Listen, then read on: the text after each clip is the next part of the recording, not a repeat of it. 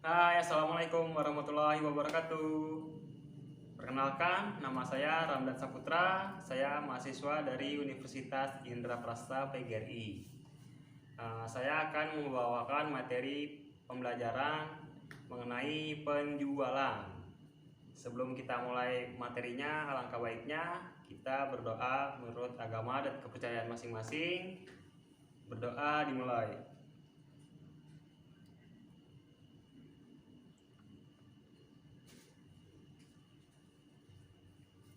Berdoa selesai. Oke, mari kita bahas materi ini. Ya, yang pertama, jadi materinya adalah materi penjualan, pengertian penjualan, faktor penjualan, tujuan penjualan, pasar penjualan. Jadi itu yang akan saya bahas. Yang pertama di sini tentang pengertian penjualan. Ada yang tahu nggak di sini pengertian penjualan itu apa? Oke, jadi saya akan jelaskan. Pengertian penjualan itu adalah aktivitas atau bisnis dalam proses penjualan. Penjual atau penyedia barang dan jasa memberikan kepemilikan suatu komoditas kepada pembeli untuk suatu harga tertentu. Jadi itu pengertian penjualan. Jadi misalnya kalau besok ada yang nanya, apa sih itu pengertian penjualan? Kalian udah pada tahu ya. Oke, selanjutnya tentang jenis-jenis penjualan. Di sini jenisnya itu penjualan, adapun jenis-jenisnya. Penjualan yang di antaranya yaitu merupakan suatu jenis penjualan yang dilakukan oleh pedagang kepada grosir. Tujuannya itu untuk dijual kembali. Itu jenisnya, pengertian jenisnya. Dan jenis-jenisnya itu ada 3. Yang pertama ada technical selling.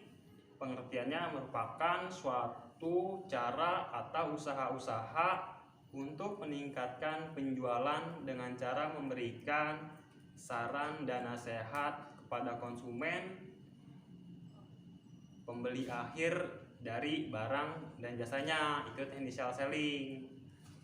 Nah, yang kedua ada missionary selling.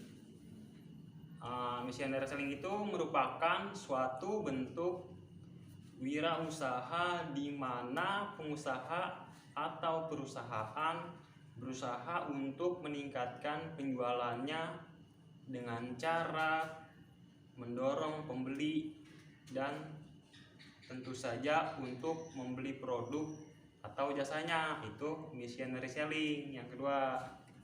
Nah, jadi diingat ya, yang satu ada technical selling, yang kedua ada missionary selling, dan yang terakhir, yang 3 itu ada new business selling. Apa sih itu new business selling? Merupakan suatu usaha-usaha untuk membuka transaksi batu dengan cara mengubah seseorang calon konsumen menjadi konsumen. Itu new business selling yang 3 ya. Nah, jadi ingat ya yang 3 itu ya. Nah, selanjutnya di sini ada tujuan penjualan. Apa sih itu tujuan penjualan? Nah, jadi dalam suatu perusahaan itu kegiatan penjualan merupakan kegiatan yang paling penting ya. Karena dengan adanya kegiatan penjualan tersebut, laba yang dapat menjamin kontribusi perusahaan. Itu tujuannya. Nah, jadi dapat disimpulkan bahwa semua perusahaan harus mengklarifikasikan suatu produk atau memberikan jasa sesuai permintaan penjualan. Permintaan penjualan harus menghasilkan suatu aliran pendapatan yang cukup. Nah, untuk menutup biaya operasi perusahaan dan dapat memberikan suatu keuntungan bagi investor. Itu tujuannya. Tujuan penjualan pada umumnya ya adalah untuk mencapai laba optimal dengan modal yang minimal, tapi untuk mencapai tujuan tersebut perusahaan harus mempunyai sarana dan misi tertentu.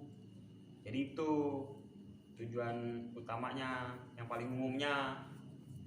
Oke, sebelum kita lanjut ke materi selanjutnya tentang faktor penjualan, mari kita rekap materi pembelajaran yang tadi saya sampaikan. Dari pertama, yang dari pengertian penjualan, terus ada 3 jenis penjualan.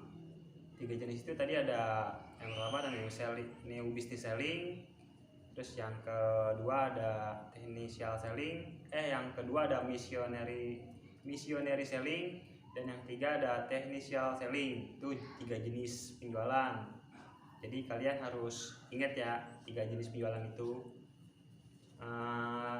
Materi selanjutnya tentang faktor penjualan. Jadi ada 3 faktor nih. Faktor yang pertama itu ada kondisi dan kemampuan penjual.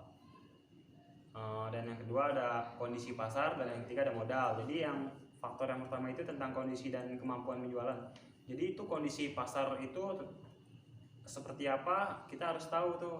Apakah kondisinya lagi baik, apa lagi rame, atau lagi susah kondisinya.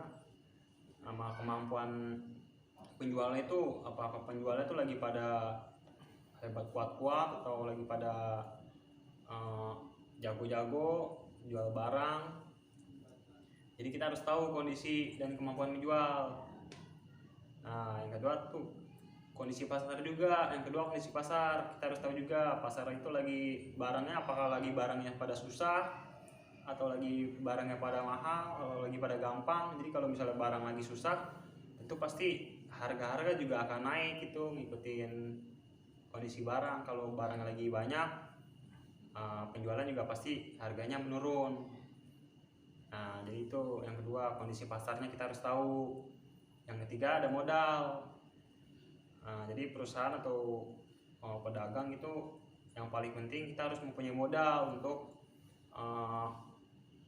menaruh menyimpan barang, buat stok barang, ready stock itu. Jadi kita nggak kehabisan barang kalau nanti ada pembeli atau penjual.